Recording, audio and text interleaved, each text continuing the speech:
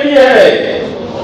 2 लाख रुपए तक की वित्तीय सहायता संबंधित महिला पात्रा को होगा, तदनुसार उन्हें लाभान्वित किया जाएगा।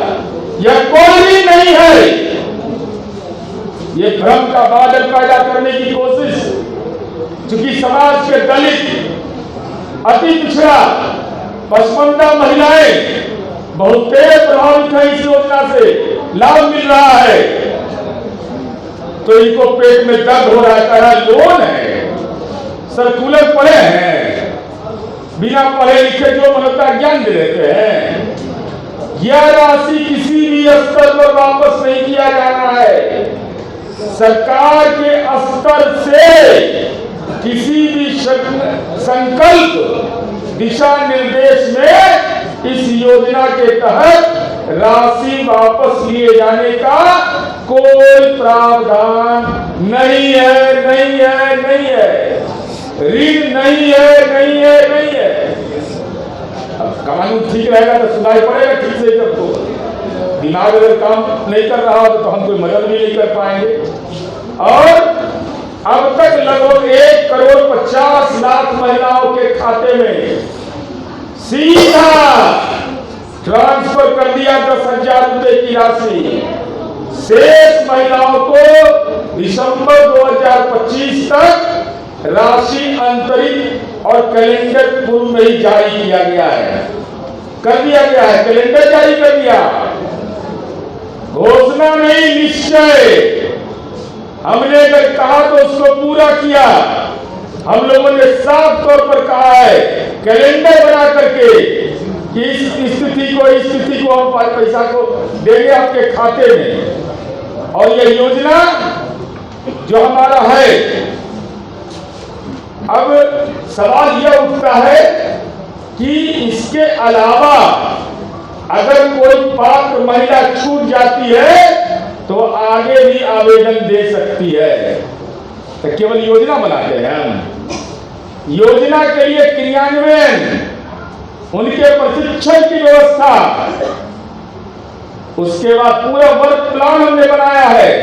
और वर्क प्लान के आधार पर हमने ये तय किया कि महिलाओं के उद्यम के बेहतर संचालन, तकनीकी प्रबंधनीय कौशल। तेजस्वी जी आप कहां से जानिएगा? IIM कोलकाता में तो कोई पढ़ने नहीं आपके घर में गया, एडमिशन का फॉर्म नहीं पड़ा होगा कोई। और हमने जीविका की दीदियों को IIM कोलकाता भेजा प्रशिक्षण लेने के लिए। प्रबंधकीय कौशल विकास हेतु प्रशिक्षण की कार्य योजना है। साथ ही साथ उनका कौशल विकास करेंगे, उनके उत्पाद की बिक्री हेतु हाट बाजार, ग्रामीण स्तर पर हाट बाजार लगाएंगे। और महिला उद्यमी के उत्पाद की ब्रांडिंग की जाएगी और राज्य के बाहर उनके उत्पादों के लिए बाजार उपलब्ध हो। पूरी कार्य योजना के बारे में आप जानते हैं, आपको बताने की जरूरत नहीं है कि जीविका के दीदियों के संगठन से इसको जोड़ करके हम लोग इस काम को कर रहे हैं। जीविका में हम देश में नंबर 1 है, देश में नंबर 1 हम है। लालू जी का 15 वर्ष का शासनकाल, कांग्रेस पार्टी का 45 वर्ष का शासनकाल, हिम्मत है तो जवाब दो। एक भी योजना जो राज्य के अंदर लागू हुआ हो वो दूसरे राज्य ने लागू किया या केंद्रीय स्तर पर उसको माना गया? फॉलोअर बना दिया था बिहार को। बिहार लीडर स्टेट है। हमने ये काम करके दिखाया कि बेटियों के लिए बहुत सारी योजनाएं जो बिहार में लागू हुआ वो देश में लागू हुआ। पेट में दर्द तो होगा करेगा, माल खाने में बन नहीं रहा है। कुछ लोग एडी से मुख्यमंत्री स्वर्ण जयंती रोजगार योजना था यूपीए के समय, एनजीओ के माध्यम से चलाते थे, एनजीओ के माध्यम से ये चलाता था। लेकिन नीतीश कुमार जी और एनडीए की सरकार ने तय किया कि हम चलाएंगे जीविका की दीदियों के माध्यम से। दीदी शब्द ही सम्मान का विषय है। आज जीविका में हम देश में नंबर 1 हो गए। तो हमारा सीधे तौर पर यह कहना है कि यह महिला उद्यमियों के लिए शहरी क्षेत्र में भी शहरी क्षेत्र के स्वयं सहायता समूह से जुड़ी महिलाओं के लिए भी क्षेत्र स्तरीय संगठन का आयोजन करके उसका गठन, इसके लिए आवेदन देने की प्रक्रिया, उसका अनुश्रवण का व्यवस्था, उसके शिकायत का निष्पादन, इस सब चीज से 33,000 के करीब लग गया पॉलिटिकल। आवेदन बेचैन है, तड़प रहा है।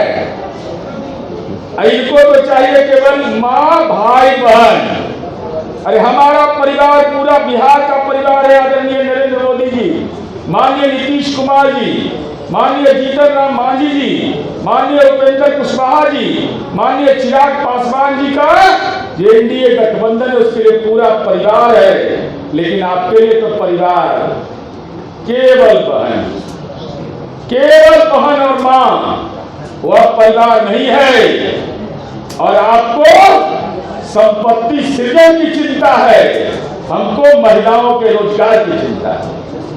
और महिलाओं को स्वावलंबी बनाने में ये क्यों आखिर विरोध कर रहे हैं?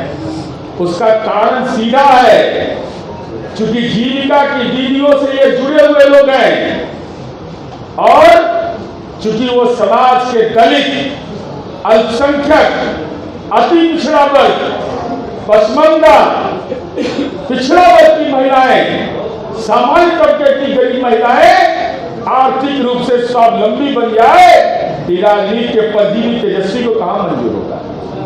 देखे हाल इसका, अभी भी लगभग हुए हैं।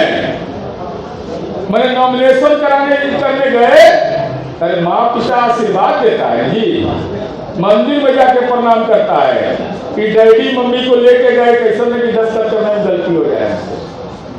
यह हाल है इनका। कल्पना करिए, और 10 साल 11 साल का विधायक का जीवन हो गया इनका, लेकिन हालात ये है कि नॉमिनेशन में भी सिर्फ चंद्रराव के नॉमिनेशन में क्यों नहीं, महिला के नॉमिनेशन में, बेटी के नॉमिनेशन में क्यों नहीं? जो महागठबंधन के उम्मीदवार अति पिछड़ा है वहां क्यों नहीं लालू जी जा रहे हैं? राबड़ी देवी वहां क्यों नहीं गई? तो ट्विटर बबुआ को राजनीतिक बालिग बनने दीजिएगा कि नाबालिगे रखिएगा सब दिन, यह तो तय करना उनको है। इसलिए हम आपसे यही अनुरोध करने के लिए आए हैं कि अब तो इतना परिवार हमने चिन्हित कर लिया और 2021 में जाति गणना करवाया हमने देश में। पहला राज्य बिहार जिसकी रिपोर्ट सार्वजनिक हुई